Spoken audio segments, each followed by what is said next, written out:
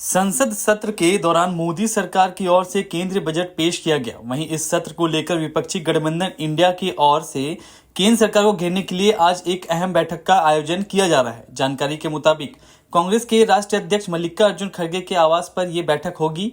वहीं इससे पहले कल कांग्रेस संसदीय दल की नेता सोनिया गांधी के आवास पर कांग्रेस के शीर्ष नेताओं ने बैठक की। सूत्रों के मुताबिक इस बैठक में मॉनसून सत्र के लिए कांग्रेस नेताओं ने अपनी रणनीति पर चर्चा की और नीट यूजी पेपर लीक मामले, अग्निवीर योजना और मणिपुर हिंसा से संबंधित मुद्दों को जोरदार तरीके से उठाने का फैसला किया। इस बैठक में कांग्रेस अध्यक्ष मल्लिकार्जुन खड़गे, लोकसभा में विपक्ष के नेता राहुल गांधी, राज्यसभा में उपनेता प्रमोद तिवारी, लोकसभा में उपनेता गौरव गोगोई, राज्यसभा में मुख्य सचेतक जयराम रमेश समेत अन्य नेता सोनिया गांधी के 10 जनपद मौजूद आवास पर पार्टी की संसदीय रणनीति समूह की बैठक में शामिल हुए थे। वहीं इस बैठक के बाद राज्यसभा में उपनेता प्रमोद तिवारी ने पत्रकारों को बताया कि हमने तय किया है कि हम किसानों, अग्निवीर और नीट का मुद्दा उठाएंगे। हमारा मानना है कि हम इन मुद्दों को दोनों सदनों की कार्य मंत्रणा की समिति के बैठकों में उठाएंगे। हम यह भी चाहते हैं कि चयनित मंत्रालयों पर चर्चा लोगों से जुड़े मुद्दे पर हो। उन्होंने कहा कि हम मंगलवार को इंडिया ब्लॉक की बैठक भी करेंगे और साझा मुद्दों पर फैसला करेंगे। सूत्रों ने बताया कि कांग्रेस ने जम्मू और मणिपुर में आंतरिक सुरक्षा की स्थिति का मुद्दा भी उठाने का संकल्प लिया है। वहीं चीन के साथ सीमा पर चुनौतियों और बाढ़ और प्राकृतिक आपदाओं, वनों की कटाई और प्रदूषण संबंधी चिंताओं जैसे मुद्दों को भी उठाए जाने की उम्मीद है। इसके साथ ही बिहार में क्या फिर सरकार बदलेगी, यह सवाल सियासी गलियारों में उठने लगा है। इसकी वजह है कि बिहार को मौजूदा प्रावधानों में विशेष राज्य का दर्जा देने से केंद्र सरकार के इनकार कर दिया है। इसके बाद अब प्रदेश की सियासत गर्मा गई है। इस मुद्दे पर बिहार कांग्रेस के प्रदेश अध्यक्ष अखिलेश प्रसाद सिंह ने सोमवार 22 जुलाई को बड़ा बयान दिया है। केंद्र की एनडीए सरकार और बिहार के मुख्यमंत्री को आड़े हाथों लेते हुए कहा कि नीतीश कुमार को सीएम पद से इस्तीफा देना चाहिए और एनडीए सरकार से भी जरूर समर्थन वापस ले।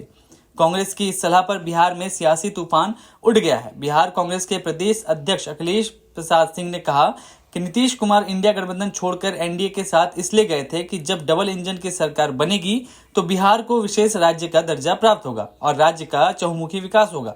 सदन में केंद्र सरकार की ओर से विशेष राज्य का दर्जा दिए जाने से इनकार किए जाने के बाद अब मुख्यमंत्री नीतीश कुमार को सोचना है कि क्या वे केंद्र की एनडीए सरकार से समर्थन वापस लेंगे या बिहार के 9 बार के मुख्यमंत्री की शपथ लेने वाले नीतीश कुमार सीएम के पद से इस्तीफा देंगे। आगे अखिलेश प्रसाद सिंह ने कहा, आखिर मुख्यमंत्री नीतीश कुमार राजनीतिक लोभ में कब तक सत्ता के लिए भाजपा और एनडीए का साथ देकर बिहार के विकास की गति को अवरुद्ध करते रहेंगे। समय रहते उन्हें एक स्वस्थ और विकासवादी राजनीतिक विकल्प की तलाश करनी चाहिए, जिससे राज्य का चहुमुखी विकास संभव हो सके और बिहार का पिछड़ापन दूर हो सके। नीतीश कुमार को अब नैतिकता के आधार पर मुख्यमंत्री पद छोड़ने की हिम्मत दिखानी चाहिए। अखिलेश यादव जी, 1 मिनट में सबका जवाब दूंगा आज। चलो बैठो। अध्यक्ष महोदय, मैं आपका धन्यवाद देना चाहता हूं। देश के बहुत महत्वपूर्ण सवाल पर आपने मुझे पूछने का समय दिया है। अध्यक्ष महोदय, ये सरकार किसी और का रिकॉर्ड बनाए ना बनाए, लेकिन पेपर लीक का रिकॉर्ड जरूर ये सरकार बनाएगी। अध्यक्ष महोदय, मुझे इसके बैकग्राउंड में नहीं जाना है कि पूछें। अध्यक्ष महोदय, मुझे बैकग्राउंड में नहीं जाना है कि कब, कैसे, किस संस्था को बनाया गया है।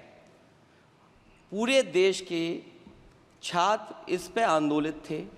लगातार अखबार और सीबीआई की जांच के बाद चीज़ें सामने आ रही हैं, लोग पकड़े जा रहे हैं, जेल भेजे जा रहे हैं। मैं अध्यक्ष महोदय आपके माध्यम से पूछना चाहता हूं मंत्री जी से, क्या सेंटर वाइज जिन बच्चों को सबसे ज़्यादा नंबर मिले हैं, क्या उसकी सूची जारी करेंगे? 30,000 सीटें जहाँ हैं, कई सेंटर अध्यक्ष महोदय ऐसे हैं जहाँ 2,000, 2,500 बच्चे पास हो गए हैं। सरकारी सीटें 30,000 हैं। कई सेंटर में 2,000 से ज़्यादा पास हो गए। कई प्रदेश के ऐसी जगह है जहाँ पर कुछ सेंटर से 600 से 650 से ज़्यादा सबसे ज़्यादा नंबर हैं। और अगर वो संस्था इतनी क्रेडिबल थी तो अध्यक्ष महोदय, जिन सेंटर्स पे ये परीक्षा हुई उन सेंटर्स का इंफ्रास्ट्रक्चर क्या था? क्या मंत्री जी ने जानकारी की थी इस बात की? अध्यक्ष महोदय, मेरे आपके माध्यम से एक ही निवेदन है कि बिना ये मंत्री जी रहेंगे तो न्याय नहीं मिलेगा बच्चों को। अध्यक्ष महोदय, it's obvious to the whole country that there is a very serious problem in our examination system. This is not just a question of NEET, it is in all the major examinations. Now, the minister has blamed everybody except himself. Sir, with full responsibility, I would like to submit in front of House, through you, sir, there is no evidence of paper leak in last 7 years in any numbers. I don't even think he understands the fundamentals of what is going on here. The issue is that there are millions of students in this country who are extremely concerned at what is going on and who are convinced that the Indian examination system is a fraud. That is what is at stake here. Millions of people believe that if you are rich and if you have money, you can buy the Indian examination system. And by the way, and this is the same feeling that the people in the opposition have. And that is why we are asking some very simple questions to Honorable Minister.